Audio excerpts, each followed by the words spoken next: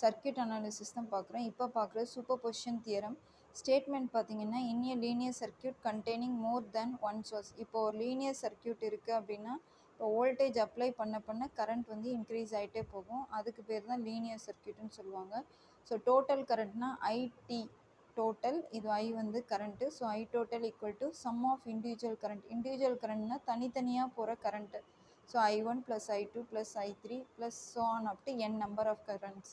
So superposition theorem na IT equal to I1 plus I2 plus I3 etc. So total current equal to sum of individual current. இதுதான் வந்து equivalent circuit for superposition theorem. E1 வந்து battery source, இது வந்து R1 R2 R3, இது வந்து RL load resistance, இது R1 R2 resistance, இது வந்து டெர்மினல்ஸ் A அண்ட் B, இது IL லோட் கரண்ட், E2 வந்து ஒரு பேட்டரி சோர்ஸ்.